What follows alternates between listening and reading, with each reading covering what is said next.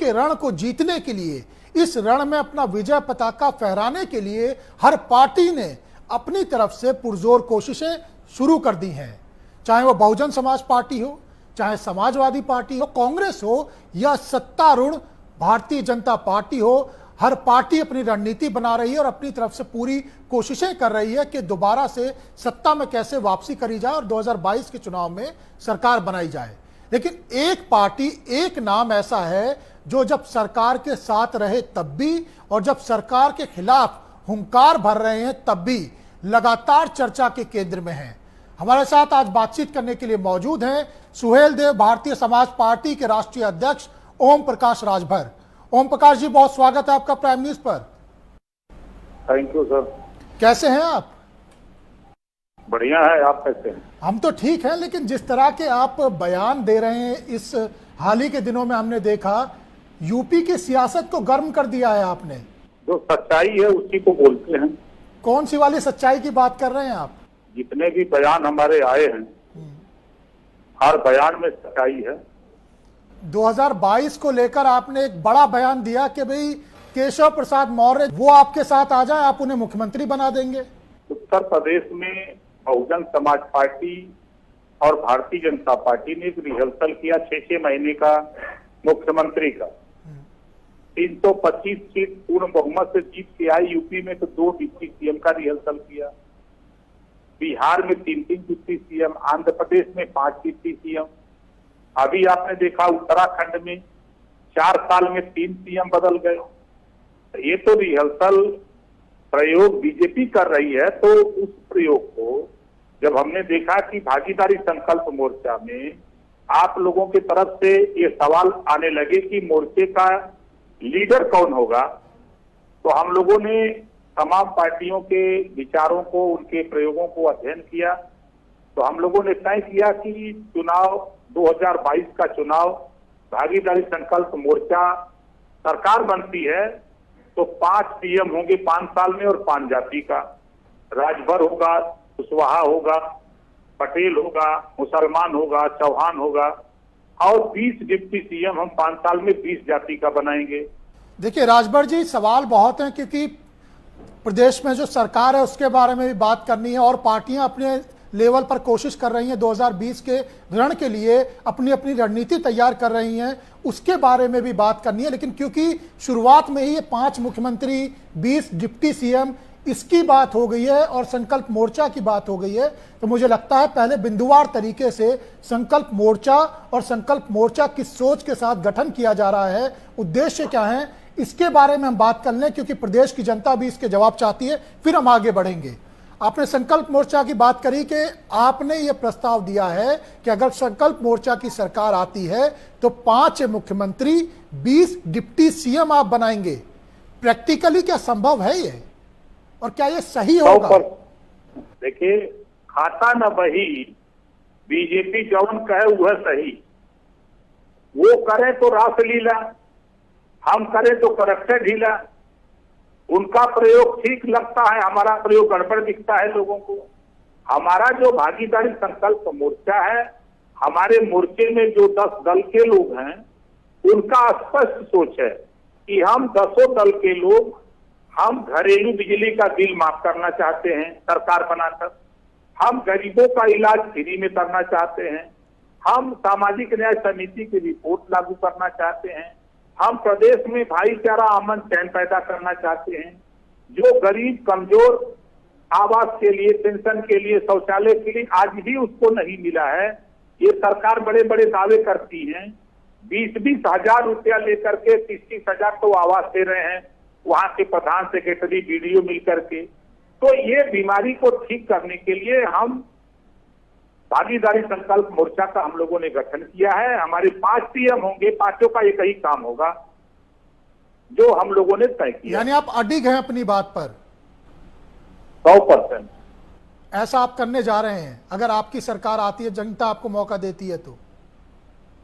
जनता हमारे साथ है। जो अति पिछड़े हैं, आप उठा के देखिए, जब 2017 का चुनाव आया, 14 साल लगातार भारतीय जनता पार्टी सत्ता से बाहर रही यूपी में।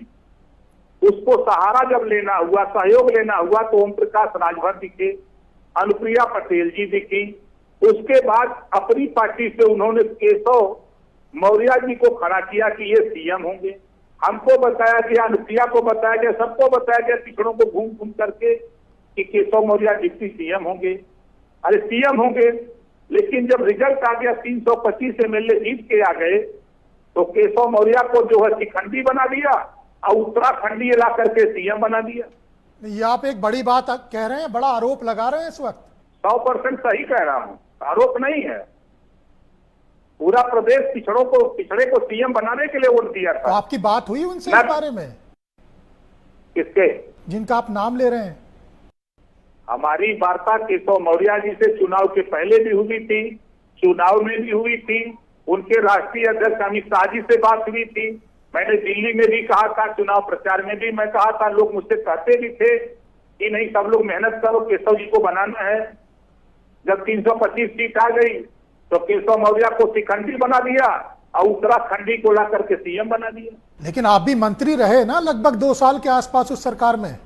अगर दिक्कत थी तो शुरू में मना कर सकते थे। अगर मौर्य जी की बात थी तो धोखा अगर हुआ था आपके साथ तो नहीं। देखिए, हम धोखा हमारे साथ जो हुआ, तो जो हमसे वादा था, उत्तर प्रदेश में सामाजिक न्याय समिति की रिपोर्ट लागू करने के लिए हम बीजेपी के पास गए थे, घरेलू बिजली का बिल माफ कराने के सवाल पे गए थे, गरीबों का इलाज फ्री में करने के सवाल पे गए थे, सामाजिक न्याय प्रदेश में भाईचारा अमन चैन कायम करने के लिए हम उनके साथ गए थे। वो तो उनका विषय था जो उन्होंने हम लोगों के सामने परोसा था, जो पिछड़ों के सामने कहा था कि नहीं केशव मौर्य जी सीएम होंगे, आप लोग मेहनत करिए, पिछड़ों का नेता होगा तो पिछड़ों को अधिकार मिलेगा।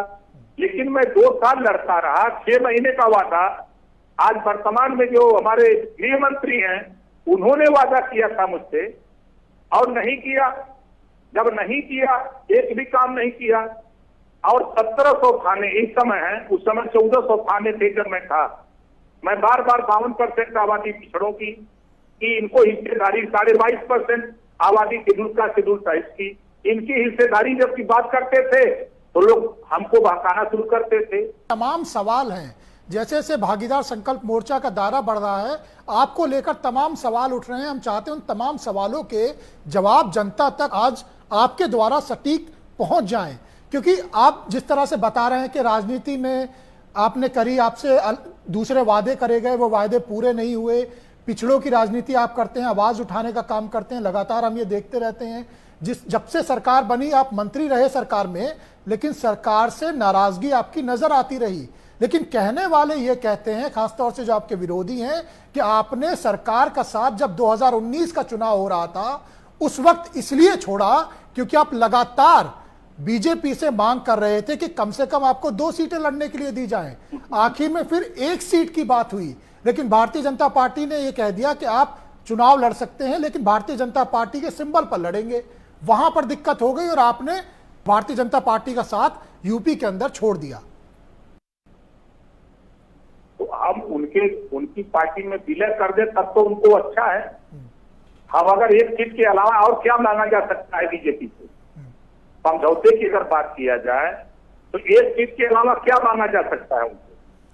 हम अपनी पार्टी का उनके यहाँ विलय कर दें, गिरवी रख दें, यानी ये बात सही है, रहेंगे 100%। ये बात सही है कि अगर उस वक्त वो आपको 1 सीट दे देते तो आप भारतीय जनता पार्टी के साथ बने रहते। 100%। 12 बजे रात योगी आदित्यनाथ जी और जेपी नड्डा जी 12 बजे से 1 बजे तक पंचायत होती रही कि मात्र 1 सीट आप उस पूर्वांचल में कोई 1 सीट दे दो। ये दोनों लोग अड़े रहे, अमित शाह से लेकर बात होती रही कि नहीं हमारे सिंबल पर लड़ो, हमारे सिंबल पर लड़ो। तो हम उनके सिंबल पर लड़ने का मतलब कि अपना विलय कर ले उनकी पार्टी में। इस नाते हमने इस्तीफा दे दिया कि नहीं भैया हम तेरे साथ नहीं रहेंगे, आप चुनाव जीतो, हारो, सरकार बनाओ, हम अपना अकेले पार्टी बनाए, अकेले चलेंगे, छोड़ दिया साहब। यानी राजभर जी आप ये कह रहे हैं बहुत ही साफ शब्दों में कि अगर उस वक्त 2019 के चुनाव की बात हम लोग कर रहे हैं, अगर आपको 1 सीट भी भारतीय जनता पार्टी ने दे दी होती तो आप भारतीय जनता पार्टी के साथ बने रहते। 100% बने रहते। तो फिर कार्यशैली से कहां दिक्कत होगी? फिर तो दिक्कत इस वजह से हुई ना कि आपको सीट नहीं मिली। फिर आप कार्यशैली पर कैसे सवाल उठा सकते हैं? बिल्कुल उठाते रहते। समझौता किए थे अधिकार के लिए ना, उनके साथ रह करके हम लड़ते रहते, अपने पिछड़े दलित अल्पसंख्यक की लड़ाई बराबर लड़ते रहते। आपने देखा कि 2 साल हम सीएम बनाम मिनिस्टर की लड़ाई होती रही, 2 बार गृह मंत्री को आना पड़ा उत्तर प्रदेश में आकर के, ओम प्रकाश राजभर और योगी आदित्यनाथ जी से समझौता कराना पड़ा।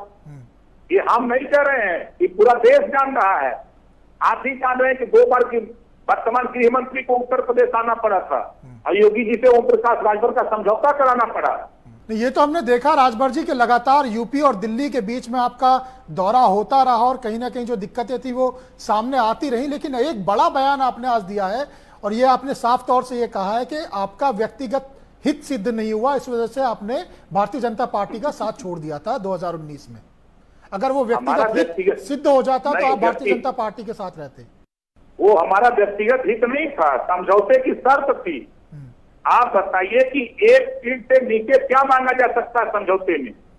भारतीय जनता पार्टी ने समझौता धर्म का पालन नहीं किया, इसलिए दिक्कत हो गई। आज उठा के देख के मैं प्रमाण देता हूँ, 2019 में संजय निषाद जी को ले गए कि हम आपकी बिरादरी को अनुसूचित जाति में शामिल कर देंगे। 2 साल बीत गया, बेचारे को कुछ नहीं दिया। अब चुनाव आया है तो संजय निषाद को खोज रहे हैं, बुला रहे हैं। अब आप उसके अलावा देखिए अनुप्रिया पटेल जी को 2 साल किनारे लगाया रखा।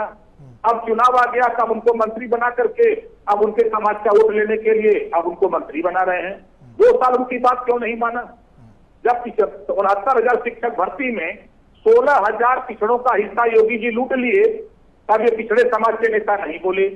बांदा में कृषि विभाग में 13 में 11 ठाकुर की नियुक्ति होती है, पिछड़े दलित का हिस्सा कहाँ गया? ये पिछड़े समाज के नेता बीजेपी में रहकर के लोडर बन के काम करते हैं, अधिकार की बात क्यों नहीं करते ये लोग? यानी आप ये एक बात साफ तौर से कह रहे हैं कि आप जातीय राजनीति को बढ़ावा देंगे, सबके विकास की बात आप नहीं कर रहे हैं। देखिए, विकास जाति, तहसील में तहसीलदार ठप्पा मार के देखा है कि ये तुम फला जाति के हो। पहले तो वो तहसील का जो जाति प्रमाण पत्र मिलता है उसको बंद कराइए, सरकार बंद करावे। और पार्टियां जाति के नाम पर संगठन, जाति के नाम पर मंत्री, जाति के नाम पर टिकट, जाति के नाम पर मुख्यमंत्री, जाति के नाम पर डिप्टी सीएम बना रहे हैं, तब जातिवाद नहीं दिखता है। ओम प्रकाश राजभर अगर अर्कबंसी का, बंजारा का, बहेलिया का, आरत का, खड़गबंसी की बात करे, प्रजापति पाल की बात करे, बिंद की बात करे, कच्छर की बात करे, राजभर की बात करे, चौहान की बात करे, आपके बारी दियार की बात करे, ये जातिवाद दिखता है। अच्छा राजभर जी, चर्चा को आगे बढ़ाएं उससे पहले एक छोटा सा सवाल फिर जो आपने पिछले जवाब दिए उससे ही कनेक्ट करते हुए पूछ लेता हूं। अगर 2019 के चुनाव में आपको एक सीट मिल गई होती तो आज जब 2022 का चुनाव सामने है तो आप भारतीय जनता पार्टी के साथ ही होते और उनके साथ ही चुनाव लड़ रहे होते, ये आप कह रहे हैं? वो सीट दिए होते, हम चुनाव लड़ते, बीच में परिस्थितियां क्या बनती वो हमको हिस्सेदारी नहीं देते, तो फिर हम क्या होता हो तो अंदर की बात थी। अगर आज ओम प्रकाश राजभर को भारतीय जनता पार्टी से बुलावा आता है तो क्या ओम प्रकाश राजभर दोबारा से भारतीय जनता पार्टी के साथ समझौता करेंगे? भारतीय जनता पार्टी डूबती हुई नैया है, जिसको मरना है वो उस पे जाके सवार हो। ओम प्रकाश राजभर को मरना नहीं है, हम भारतीय जनता पार्टी में जाने वाले नहीं। तो आप ये साफ तौर से कह रहे हैं आप किसी भी परिस्थिति में आप भारतीय जनता पार्टी के साथ नहीं जाएंगे? नहीं जाएंगे। अच्छा, भागीदार संकल्प मोर्चा को लेकर थोड़ी सी बात कर लेते हैं क्योंकि इसे लेकर भी थोड़ा सा कंफ्यूजन है जनता के बीच में। अगर आप ये बता सकें कि आज की तारीख में भागीदार संकल्प मोर्चा के अंदर कौन कौन सी पार्टियां हैं? बाबू सिंह कुशवाहा की पार्टी जन अधिकार पार्टी, असदुद्दीन ओवैसी की एमआईएम पार्टी, प्रेमचंद प्रजापति की भागीदारी पार्टी, राष्ट्रउदय पार्टी बाबू रामपाल, भारत माता पार्टी रामसागर दिन, भारतीय वंचित समाज पार्टी रामकरण कश्यप, अनिल चौहान लोकता जनता क्रांति पार्टी, कृष्णा पटेल अपना दल का मेरावादी, भारतीय समाज पार्टी ओम प्रकाश राजभर, ये हम 10 लोग मिल करके भागीदारी संकल्प मोर्चा बनाए। ओवैसी से भी क्या आपका गठबंधन हो चुका है? एआईएमआईएम की अगर हम बात करें तो हो चुका है। हम लोग कार्यक्रम भी बलरामपुर में एक साथ कर भी चुके हैं। तो वो भी अब भागीदार मोर्चा के मेंबर हैं, उनकी पार्टी बिल्कुल में। है। उन्हें लेकर बड़ी चर्चा हो रही है यूपी में। देखिए, चर्चा भारतीय जनता पार्टी जब महबूबा मुफ्ती से कश्मीर में समझौता करती है तब कोई चर्चा नहीं होती है। तब वो नहीं दिखता है कि हिंदू मुसलमान नहीं दिखता है। दिल्ली में सरकार बनती है तो शाहनवाज हुसैन, मुख्तार अब्बास नकवी, दो लोग वहां मिनिस्टर बनाए जाते हैं मुसलमान, तब हिंदू के ठेकेदारों को ये नहीं दिखाई देता है। जफर इकबाल को जब राज्यसभा बनाया जाता है तब हिंदू के ठेकेदारों को नहीं दिखाई देता कि बीजेपी इनको राज्यसभा क्यों भेज रही है। जब उत्तर प्रदेश में मोहसिन रजा को मंत्री बनाया जाता है, आज भी है मंत्री, ये बीजेपी के हिंदू के ठेकेदारों को नहीं दिखाई देता है। और जब ओम प्रकाश राजभर आजादी के पहले मुसलमान नौकरियों में 38% था, कांग्रेस ने, भाजपा ने, सपा बसपा जन जितने भी दल बने, सरकार बनाए, सरकार बनने के बाद इतना विकास किया मुसलमानों का कि आज नौकरियों में 1% भी नहीं है। इसीलिए ये सवाल महत्वपूर्ण हो जाता है राजभर जी, क्योंकि आप लगातार बीजेपी पर हमलावर हैं और बीजेपी के खिलाफ हुंकार भर रहे हैं। और ओवैसी की जहां तक बात आती है, उनकी जो पार्टी है और ओवैसी हैं, उन पर लगातार ये आरोप लगता है कि वो भारतीय जनता पार्टी की बी टीम है।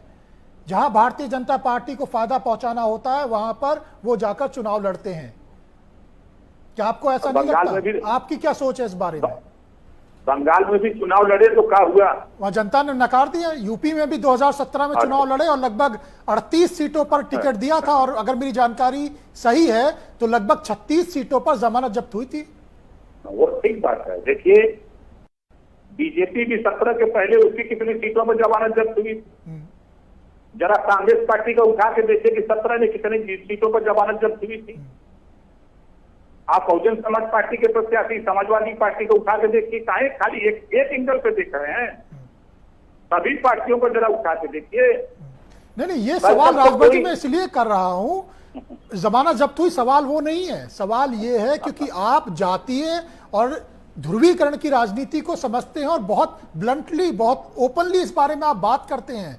क्या आपको नहीं लगता कि यूपी के अंदर अगर ध्रुवीकरण की बात होगी और इस तरह से अलग अलग धड़ बन जाएंगे तो इसका सीधा फायदा भारतीय जनता पार्टी को मिलेगा? क्या इसके लिए भी आप लोग कोई रणनीति बना रहे हैं? और आखिर में हो सकता है कि आप समाजवादी पार्टी के साथ आ जाएं, ऐसी खबरें भी हैं। भारतीय जनता पार्टी के पास क्या वोट है? कौन वोट दे रहा है भारतीय जनता पार्टी को? किसान नाराज है, व्यापारी नाराज है, युवा नाराज है, बेरोजगारी छात्र नाराज है, व्यापारी नाराज है, सारे लोग तो नाराज हैं। कौन वोट दे रहा है? आने दीजिए चुनाव में कि छोटी छोटी पार्टियों से समझौता करेंगे, बड़ी पार्टी से नहीं करेंगे। इसका मतलब कि बड़ी पार्टी के पास वोट नहीं है।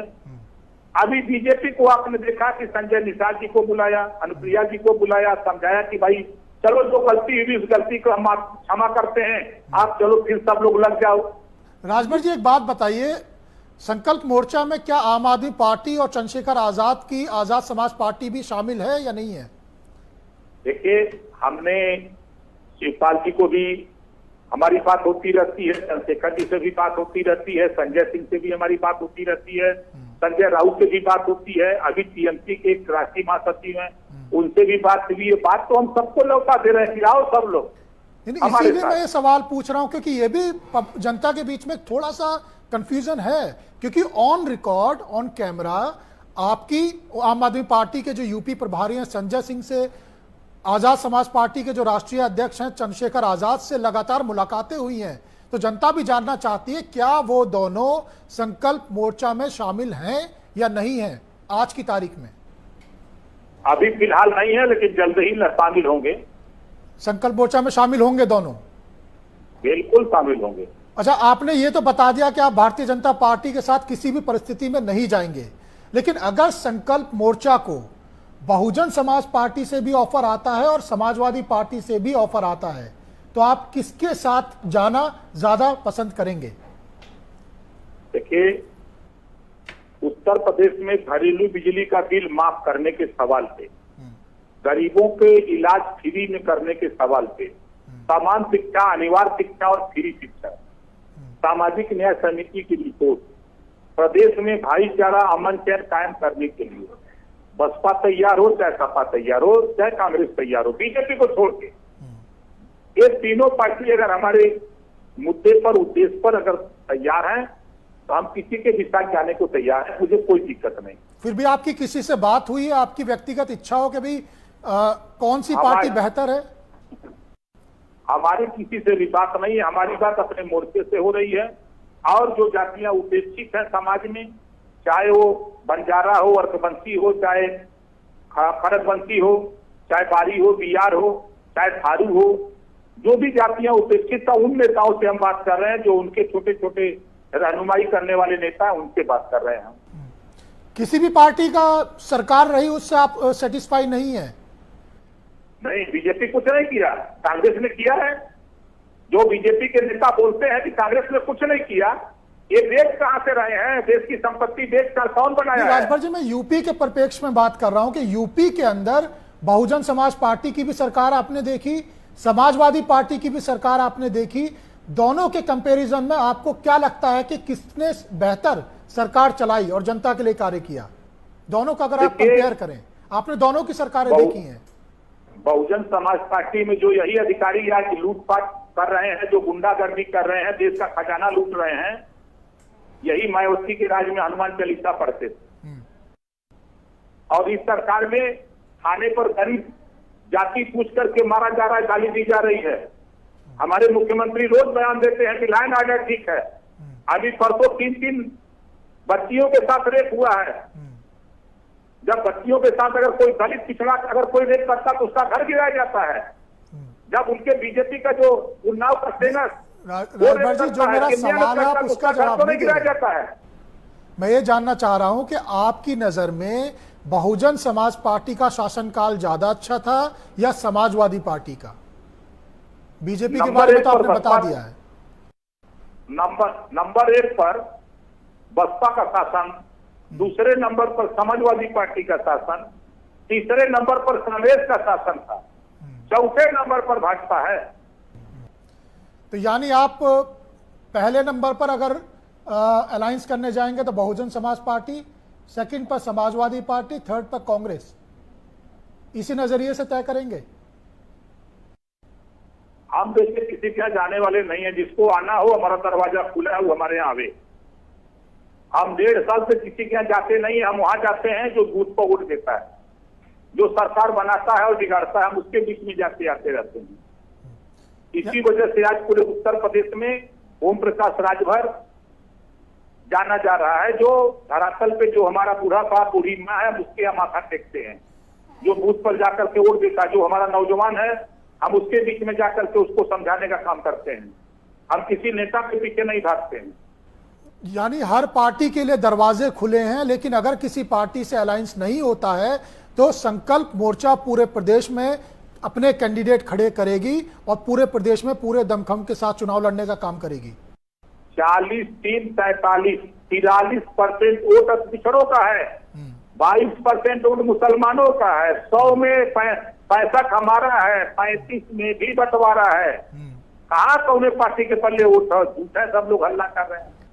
यानी किसी और पार्टी को कोई वोट नहीं मिलेगा, ना बसपा को मिलेगा, ना सपा को मिलेगा, ना कांग्रेस को मिलेगा। वही 35% में सब बंटवारा करेंगे। अच्छा, आपके जो जाति वाला फॉर्मूला है, जाति और धर्म का जो फॉर्मूला आप बता रहे हैं, आपको लगता है इसके आधार पर 2022 में आपको सफलता मिलेगी?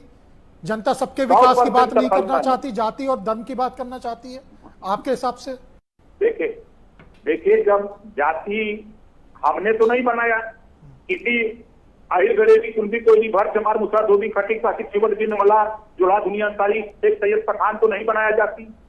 जो जाति बनाया अपने को ऊंच बनाया। जब तक उसको जातियों से लाभ मिला तब तक तो अच्छा था। अब जातियां अपने खुद जाति का लाभ ले रही है तो लोगों को बुरा लग रहा है कि जातिवाद हो रहा है। ये राजभर ने जाति नहीं बनाई। अगर राजभर ने जाति बनाई होती तो आज राजभर जाति की स्थिति नहीं होती। इस नाते अब राजभर जाति हो, चाहे बंजारा हो, चाहे बारी हो, चाहे बिहार हो, चाहे अर्घबंती हो, आरक हो, खड़गबंती हो, अब ये जातियां अपने अधिकार के लिए खुद खड़ी हो रही हैं। जातियां लामबंद हो रही हैं कि हमको हिस्सा चाहिए। सब लोगों को बुरा लग रहा है कि अब जातिवाद हो रहा है। यानी आप साफ तौर से ये कह रहे हैं कि धर्म और जाति के फॉर्मूले के साथ आप 2022 के चुनाव में जाएंगे? सभी पार्टियां जाएंगी।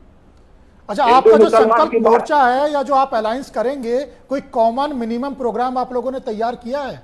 क्योंकि कोई अलायंस एक होता है तो हमारा- उसका पहला चरण यही होता है कि भाई एक कॉमन मिनिमम प्रोग्राम बन जाए। इसके बारे में आप लोगों ने कुछ सोचा है?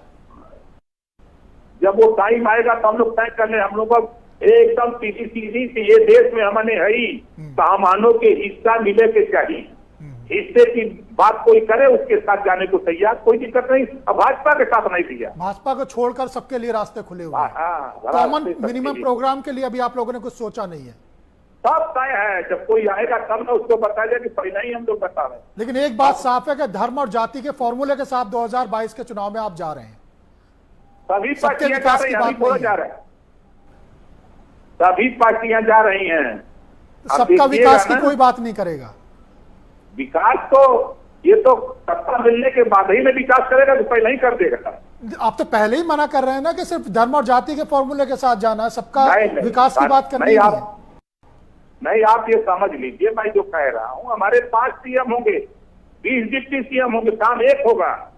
वो उत्तर प्रदेश में घरेलू बिजली का बिल 5 साल पास करेंगे। अच्छा, प्रैक्टिकली वो गरीबों का राजभर जी, इलाज अगर 5 मान साल- लीजिए आप 5 सीएम बनाते हैं, 20 डिप्टी सीएम बनाते हैं, हर साल सीएम बदलेगा। अगर कोई बड़ी परियोजना आप लागू करते हैं, जैसे आपकी प्लानिंग है और आप आगे के लिए कह रहे हैं कॉमन मिनिमम प्रोग्राम की भी आप स्क्रिप्ट तैयार हो चुकी है, तो वो परियोजना पूरी कैसे होगी? अगर कोई बड़ी परियोजना होगी तो नया मुख्यमंत्री आ जाएगा, वो कोई नई परियोजना लाएगा, जनता के लिए नहीं कैसे लाएगा काम ना। कर पाएगा? नहीं, यही तो भरम है लोगों को ना। साफ साफ हम लोगों की योजना साफ, जैसे एक उदाहरण, घरेलू बिजली का बिल 5 साल माफ होगा। जो भी 5 मुख्यमंत्री होंगे उसको वही करना है। अच्छा, उनमें गरीबों से का एक इलाज ओम प्रकाश फ्री में 5 राजभर भी साल। मुख्यमंत्री होंगे? हाँ? ओम प्रकाश राजभर भी मुख्यमंत्री होंगे? अच्छा, ये बताइए, आपको बनाया जाए तो आप नहीं बनेंगे? यानी आप चाहते हैं, आप भी बनना चाहते हैं, आप भी बनेंगे? उन 5 में से भाई, एक आप हैं। मोर्चे में हम 5 साल में 5 बनाएंगे। हमारी पार्टी का नंबर आएगा तो देखा जाएगा। चलिए, आखिर में ओम प्रकाश राजभर जी, अगर आप प्राइम न्यूज के माध्यम से दर्शकों को कोई मैसेज देना चाहते हैं या कुछ कहना चाहते हैं तो कह सकते हैं। हम आपके माध्यम से प्रदेश की जनता से यही कहूंगा कि पिछड़े दलित अल्पसंख्यक लामबंद होकर के भागीदारी संकल्प मोर्चा की सरकार बनाओ, और आने वाले 5 साल दिनों में सरकार बनते ही जो आपकी मनता है, पहला शिक्षा के सवाल पे, घरेलू बिजली बिल के माफ करने के सवाल पे, गरीबों का इलाज फ्री 5 साल, सामाजिक न्याय समिति की रिपोर्ट, भारत उत्तर प्रदेश में भाईचारा अमन चैन कायम करने का काम हम लोग 5 साल लगातार करेंगे। ओम प्रकाश राजभर जी, आपने प्राइम न्यूज को समय दिया, सारे सवालों के बहुत ही बेबाकी से जवाब दिए, आपका बहुत बहुत धन्यवाद। Thank you sir. तो ये थे हमारे साथ सुहेल देव, भारतीय समाज पार्टी के राष्ट्रीय अध्यक्ष ओम प्रकाश राजभर, जिन्होंने तमाम सवालों के जवाब दिए और ये बताया कि सोच के साथ वो 2022 के चुनाव में जा रहे हैं और संकल्प मोर्चा किस तरीके से कार्य करने की सोच रहा है और आगे किस तरीके से कार्य करेगा। अभी के लिए बस इतना ही। बाकी खबरों के लिए देखते रहिए प्राइम न्यूज, क्योंकि खबरों का सिलसिला यहां कभी नहीं थमता। नमस्कार।